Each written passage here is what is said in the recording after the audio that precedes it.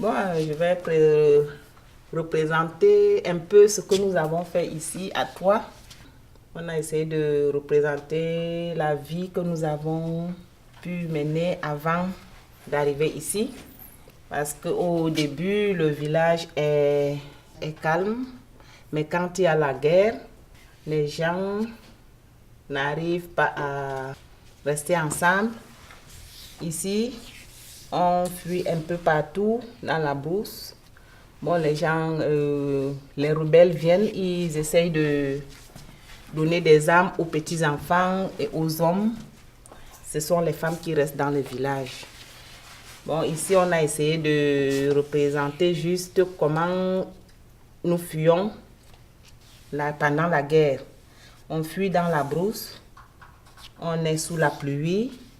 Bon, même qu'il y ait la pluie ou le soleil, dans la nuit, on se couche un peu partout. Quand il y a un cas de maladie, parfois les gens meurent, les hommes, les femmes, les enfants, tout le monde peut mourir. On monte, on arrive là, on essaye de voir, on se retrouve, on forme une communauté. Et si vous êtes dans un camp, la vie au camp est encore plus difficile.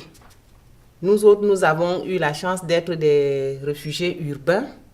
Donc, on a un peu surmonté cela parce que nous, on pouvait trouver quelque chose à faire, on se débrouille, on travaille quelque part. Tandis que d'autres dans les camps, il faut respecter les heures pour aller prendre la nourriture, des heures pour sortir. Bon, on était privés de tout. Bon, là, on monte, ici, on fait l'amitié avec les autres. On monte. Quand on se retrouve là, on voit, ici, c'est l'arbre de vie. On voit les tranches les plumes. Donc, les plumes on appelle ça les pintades. Les pintades. Bon, en brousse, quand on va, on les trouve partout. Les femmes ici, on est affamés, on dort affamés.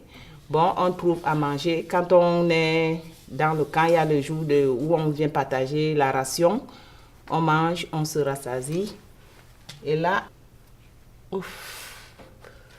ici, on revient quand on a eu la possibilité d'être réinstallé. On revient alors, quand on arrive ici, on se retrouve ici avec tout ça, toutes ces couleurs, c'est différents pays, différentes communautés. On se retrouve ensemble, on forme une communauté collective. On forme, je peux dire ça, c'est collectif. Donc on se rassemble ici et on dit merci. Donc, miigwech. Miigwech. Miigwech. C'est bon. Merci. Je n'ai pas pu, c'est tout parti. C'est magnifique, c'est magnifique. Parce que nous avons des rétroactions par rapport à l'histoire que Berthe vient de nous raconter. L'histoire que Maman Berthe vient de nous raconter, c'est une vraie histoire. Ce que nous autres, les immigrants, on a vraiment vécu dans notre pays. On a vraiment vécu les situations comme ça, qui étaient vraiment un moment très difficile pour nous autres. Grâce à la volonté de Dieu et grâce à nos forces, on a subi jusqu'à on a parcouru tout ce qui est là, comme vous voyez exactement comme elle a dessiné. La souffrance, il n'y avait pas à manger. Quand il pleut, vous marchez sur la pluie, vous ne trouvez pas de maison où dormir puisqu'il y avait la guerre et puis il brûlait toutes les maisons, il explosait toutes les maisons, il n'y avait pas où dormir, les enfants étaient malades, les femmes souffraient. C'est vraiment une vraie histoire que même jusqu'à présent, là on est ici, peut-être d'autres personnes aussi sont en train de souffrir ça, mais nous autres là on est ici tranquilles, mais c'est sûr que d'autres personnes sont en train de souffrir ça. Donc c'est vraiment une vraie histoire qui nous touche vraiment dans le fond du cœur là. Mais c'est grâce à Dieu, un jour, tout ça va finir. Ils auront la paix dans leur pays, c'est certain. Que les autres là, un jour, ils auront la paix dans leur pays. Comme nous autres aussi, on s'est échappé de ça et venir ici là, on se repose quand même. Je trouve ça vraiment intéressant. Merci beaucoup, Maman Berthe. Merci. De voir ces gens-là, jusqu'à quel point ils ont eu une force de caractère incroyable devant la douleur, devant la force, on réveille chez nous des choses qu'on ne doutait pas. Et dans le fond, si je regarde tout ce qu'elle a raconté, ce ne sont que les gens qui ont fait des efforts surhumains, qui ont pu traverser, puis voir les gens qui mouraient chaque côté d'eux, et puis pouvoir continuer son chemin à faire que son objectif, fallait qu'elle continue à vivre, parce qu'elle avait des enfants, elle n'avait pas le droit de s'écraser, fallait qu'elle continue. Et c'est à force de se renforcer à chaque fois qu'elle est venue à bout de passer à travers d'un cauchemar sans aucune limite de douleur, qu'on ne peut pas, disons, supposer l'ombre d'une douleur qu'ils ont tous passé avec les enfants, puis revenir ici avec les enfants qui sont tous vivants. C'est comme presque incroyable de voir tout ce qu'elle a fait. Fait que pour moi, ça me dit que la douleur humaine, elle forme ton caractère d'une façon incroyable. Et devant la haine, devant la rage, devant la politique, d'avoir tout été capable de surpasser ça pour arriver à une limite. Son objectif, c'est faire un avenir à ses enfants. C'est vraiment quelque chose de plus qu'extraordinaire. Plus que humainement, on ne peut même pas supposer l'ombre d'une journée qu'ils ont vécu, ces gens-là. Fait qu'automatiquement, ils ont des caractères que ici, avec un bon coup de pied, ils vont pouvoir faire quelque chose de merveilleux parce qu'elles ont de très, très beaux vécus. Devant tout ce qui s'est passé, c'était sûrement comme un cauchemar qui n'avait pas de fin, qu'elle avait son objectif de se survivre. Et ils ont passé tous à travers. Ces femmes et ces hommes ont été vraiment des exceptionnelles personnes dans tout le marasme qu'elles ont vu. Et c'est quelque chose, vois-tu, comme elle dit, les plumes, c'est comme les plumes de la paix, rendues à la fin, on dirait que tout à coup, hop, ils ont vu ça comme objectif. Ça leur a donné un sprint pour arriver jusqu'au drapeau de tous les gens qui étaient alentour d'eux autres.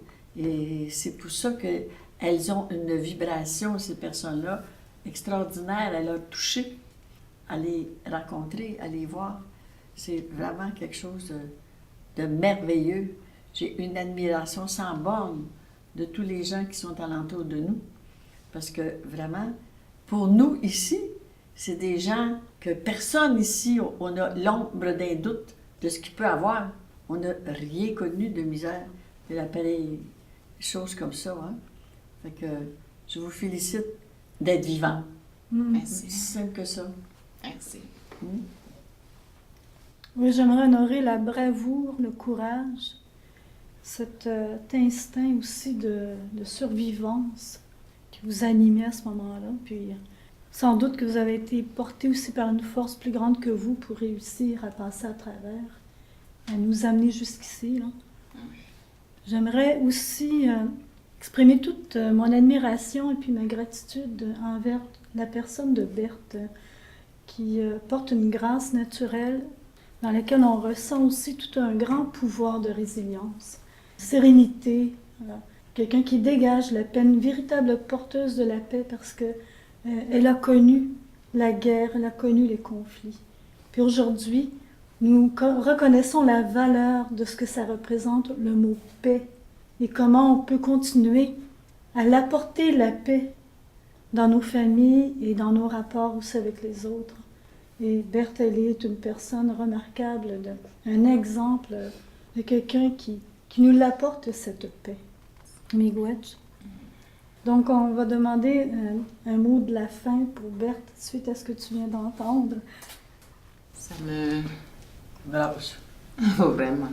Je ne sais pas, les mots me manquent pour tout cela. J'ai beaucoup d'émotions parce qu'après tout ce que vous venez de dire, je me rappelle encore vraiment qu'il y a eu des familles qui étaient obligées d'abandonner leurs enfants. Oui, puisque tout est pesant, il faut fuir, il faut faire ceci. Tu ne peux pas prendre tous les enfants. Tu es obligé de laisser l'enfant, prendre ta femme et partir parce que vous allez faire un autre enfant. Quand je me rappelle, vraiment, à force de raconter, j'ai ces émotions. Je rends grâce à Dieu vraiment pour tout ce qu'il a fait pour nous. Et quand je vois une famille arriver ici avec tous ses enfants, toute la famille arrivée, vraiment ça me donne la joie au cœur. Ça me rappelle tous les souvenirs. Mais Dieu est grand. Donc, en voyant tout cela, vraiment, là où nous avons dessiné là-bas, la main là, on a vu une main tendue. Donc, on a tenu la main et aujourd'hui, nous sommes arrivés là où nous sommes. Donc, le Seigneur n'abandonne personne. Oui. Quand je vois aussi certaines personnes qui disent non, le moi n'existe pas. Quand je vois ça, je vois que le moi n'existe pas. Il faut vraiment être social et collectif. Merci. Miigwech. Miigwech. Bon, c'est une belle conclusion pour aujourd'hui. Oui. Un beau cadeau. T'as une belle Merci. Merci.